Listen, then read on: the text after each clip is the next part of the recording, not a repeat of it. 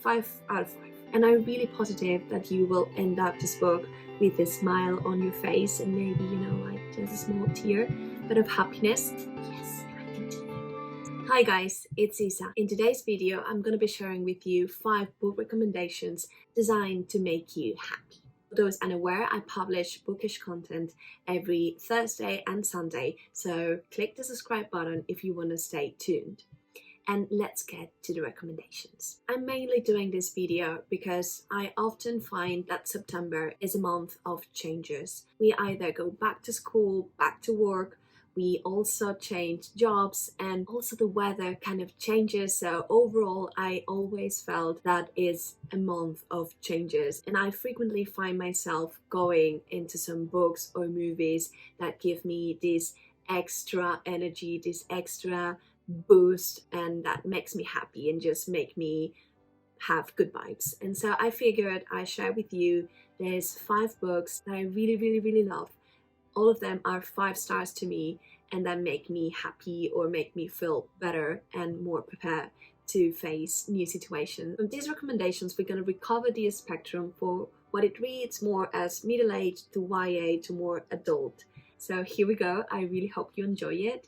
And let's get to it. The first one is Stardust by Neil Gaiman. This book reads almost as middle grade, and it tells the story of Tristan, who is kind of a misfit, and he is deeply in love with this girl called Victoria. She is a little bit mean, and when they are together one night, a star falls, and Tristan decides to retrieve the star and gave it to Victoria as a sign of love. And she's like, yeah, do that, otherwise you don't deserve me.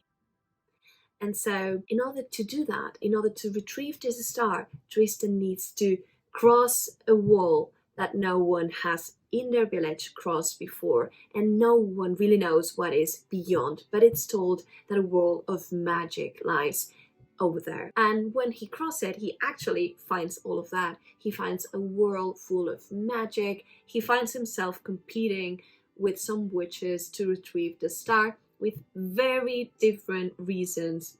Very different. And the story is just beautiful. It's heartwarming. We see how Tristan is just discovering who he is. He changes in the process, and he discovers his inner strength, love, and all of that. This is also a movie, and it's also really good. It's starring Michelle Pfeiffer as one of the witches, and the book and the movie are phenomenal. I find myself watching this movie or reading the book a lot, like almost every year when I need this extra boost. So I really hope you enjoy either the book or the movie and that you got these very good vibes. The second book is The House in the Cerulean Sea by T.J. Klune.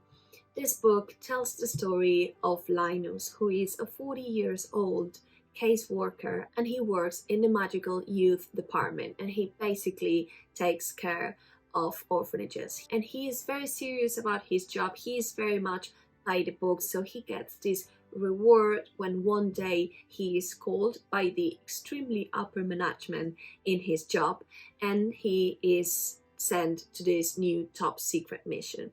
This mission is to go into a house which is placed by the Cerulean Sea, and in there he seems that the most problematic children are placed, and so he needs to make sure that 1, those children are okay, and 2, that the children are sealed out from the world because they are very dangerous. And when he gets there, he needs to find himself with Arthur Parnassus, which is this manager of the house, and the 6 children. And in the children we have a demon, a gnome, kind of a fairy, a wyvern, a werewolf. You get the feeling. And this is just so heartwarming. The children are amazing. They're just so lovely. And I'm really positive that you will end up this book with a smile on your face and maybe, like just a small tear, but of happiness. So I really loved it. Really recommend. Read it, please. The third book is Strange the Dreamer. And Strange the Dreamer follows the story of Laszlo. He is a young librarian who has been obsessed all his life with this city called Weep.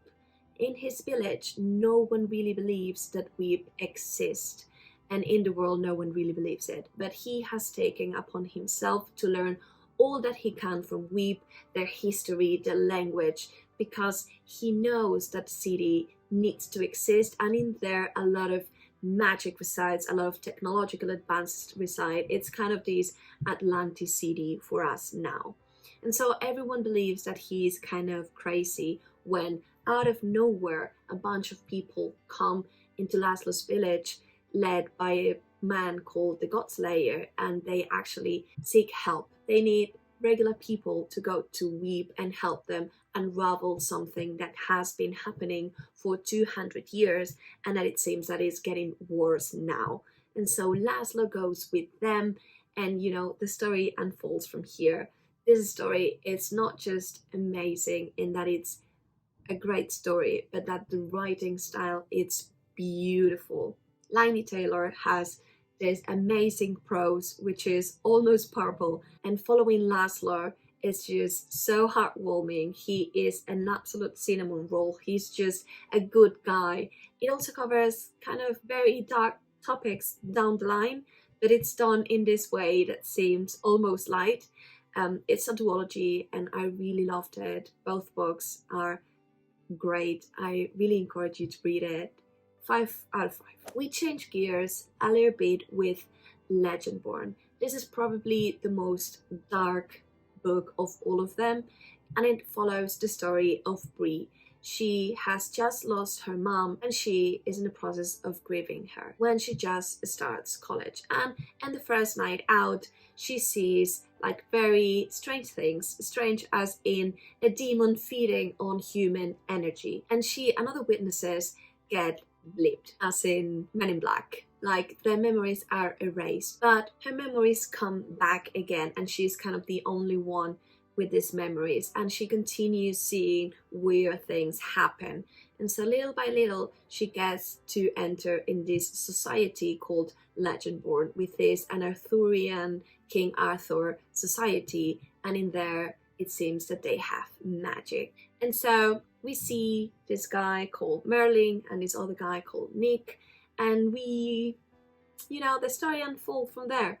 We see Bree grieving, we see her getting into knowing her powers, her legacy, and just how she moves forward. She's very courageous, and this is not really a happy read, but it is an empowering read. I really enjoyed it. It was very consuming, and it was really good, and I ended up being really empowered, like, yes, I can do it. So I really hope you enjoy it too, and it gives you also this energy vibes. And last but not least, we have Project Hail Mary by Andy Weir.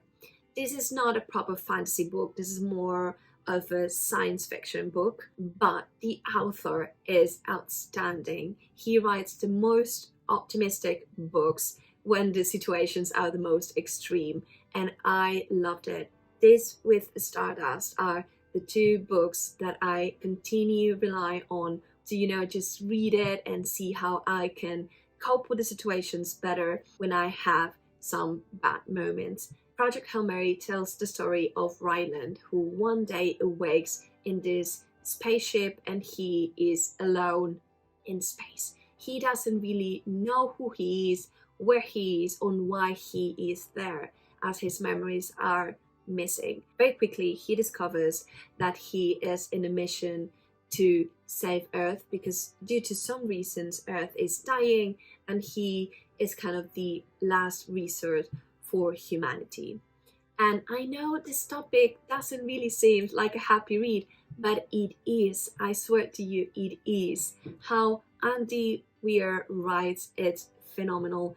And also how Riley copes with the different situations and what he discovers, who he discovers, and the interactions that he has. It's just so heartwarming. It's just so great. Really recommend it. Please read it. And that was it for today. I really hope you enjoyed these book recommendations. Let me know down below if you would suggest any other book, or if you already have read any of these, if you enjoyed it as much as I did. And I hope to see you soon. Bye!